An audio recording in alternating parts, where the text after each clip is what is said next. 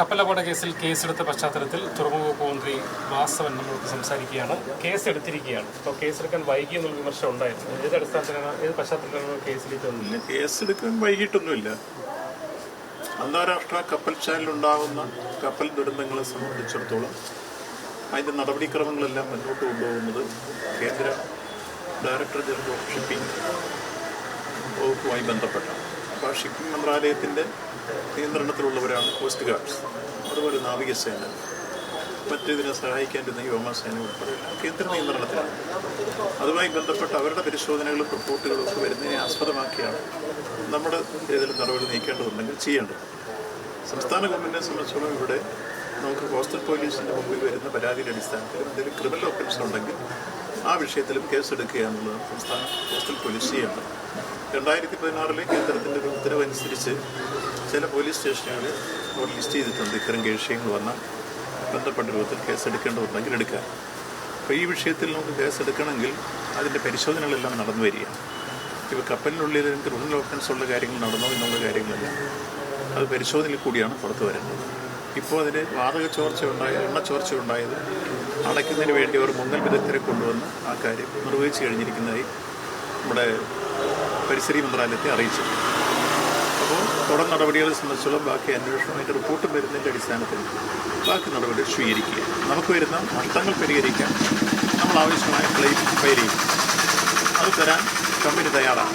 ഈ കേസ് ഉണ്ടെങ്കിൽ അതിൽ കുറച്ചുകൂടി നഷ്ടപരിഹാരം വാങ്ങാൻ കഴിയുമെന്ന് പറയുന്നുണ്ട്. ഇല്ല, ആ കാര്യത്തെ സംബന്ധിച്ചോളം തിട്ടപ്പെടുത്തി കഴിഞ്ഞാൽ നമുക്ക് എന്താണെന്ന് പറയാൻ കഴിയും. അതിന് മുമ്പേ കയറി പറയാൻ പറ്റും. ഇപ്പോൾ മത്സ്യത്തൊഴിലാളികളുടെ പരാതി വന്നു, അതുകൊണ്ട് പോർട്ട് പോലീസ് ഇപ്പോൾ ഒരു FIR രജിസ്റ്റർ ചെയ്തു. നിയമവിദഗ്ധമായി കൂടിയാലോചിച്ചപ്പോൾ വന്ന പരാതി അടിസ്ഥാനത്തിൽ കേസെടുക്കണമെന്ന് നിയമോപദേശം കിട്ടിയതിൻ്റെ അടിസ്ഥാനത്തിലാണ് ഇപ്പോൾ കേസെടുത്തിട്ടുള്ളത്. തുടർ നടപടികളെ സംബന്ധിച്ചോളം കേന്ദ്ര ഷിപ്പിംഗ് മന്ത്രാലയവുമായി അവർ തരുന്ന റിപ്പോർട്ടിൻ്റെ അടിസ്ഥാനത്തിലാണ് ബാക്കി കാര്യങ്ങൾ നീങ്ങേണ്ടത്. നമ്മൾ ക്ലെയിം പെറ്റീഷൻ ഫയൽ ചെയ്യേണ്ടത്.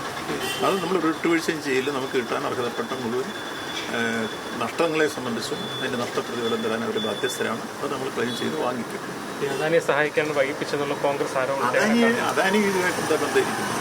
അത് അവർക്ക് ഈ കാര്യത്തിൽ കോൺഗ്രസിൽ എന്തും വിളിച്ചു പറഞ്ഞു. കാരണം ഇതുവഴി വേണ്ട, പക്ഷെ നമ്മുടെ തുറമുഖം തന്നെ വേണ്ടെന്ന് പറഞ്ഞ കോൺഗ്രസ് അപ്പോൾ സമരം ഉണ്ടാക്കിയത് നടത്തി ആ രൂപത്തിൽ അവരെല്ലാത്തിനെയും അങ്ങനെയാണ് കാണുന്നത്. അതുകൊണ്ട് ഇവിടെ അവർ പറഞ്ഞു എന്നുള്ളത് കൊണ്ട് നമ്മൾ അടിസ്ഥാനരഹിതമായ കാര്യങ്ങളുമായി പോകാൻ നല്ല ശരിയായ കാര്യങ്ങൾ പരിശോധിച്ച് റിപ്പോർട്ടുകളുടെ അടിസ്ഥാനത്തിൽ വസ്തുതാപരമായി കണക്കുകൾ തിട്ടപ്പെടുത്തി നമുക്ക് എത്ര നഷ്ടം ചെറുക്കുണ്ടായിട്ടുണ്ടോ ആ നഷ്ടത്തിന് പ്രതിഫലം നമ്മൾ ക്ലെയിം ചെയ്യും, അത് വാങ്ങുകയും ചെയ്യും. അത് തരാൻ അവർ ബാധ്യസ്ഥരാണ്.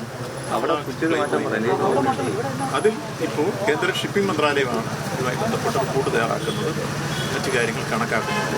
അവരുടെ കയ്യിൽ നിന്നാണ്. അന്താരാഷ്ട്ര കപ്പൽ തുറമുഖത്തു നിന്ന് പോയാൽ തുറമുഖത്തിൻ്റെ ഡ്യൂട്ടി തീർന്നു, നമുക്ക് പിന്നെ അതിനകത്ത് ചുമതലയില്ല. പിന്നെ അന്താരാഷ്ട്ര കപ്പൽ ചാനൽ നടക്കുന്നതൊക്കെ കേന്ദ്ര ഗവൺമെൻറ്റുമായി ബന്ധപ്പെടുന്നതാണ്. പിന്നെ അവർ തരുന്ന റിപ്പോർട്ടിൻ്റെ അടിസ്ഥാനത്തിൽ മറ്റു ക്രിമിനൽസ് ഉണ്ടെങ്കിൽ അവരുടെ ഉത്തരവിൻ്റെ അടിസ്ഥാനത്തിൽ ഇവിടെ കോസ്റ്റൽ പോലീസ് കേസെടുക്കുക എന്നുണ്ട്. ഇതുകൊണ്ട് നമുക്ക് ഏതെങ്കിലും ഒരു നഷ്ടം സംഭവിക്കേണ്ട കാര്യമില്ല. സംഭവിച്ചിട്ടുള്ളതിനെല്ലാം പരിഹാരം കാണാനുള്ള നീക്കമാണ് സംസ്ഥാന ഗവൺമെൻറ് നടത്തിക്കൊണ്ടിരിക്കുന്നത്.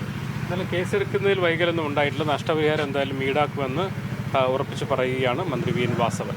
കണ്ണൻ തിരുമലയ്ക്കൊപ്പം മുഹമ്മദ് അസ്ലം, മീഡിയ 1, നിലമ്പൂർ.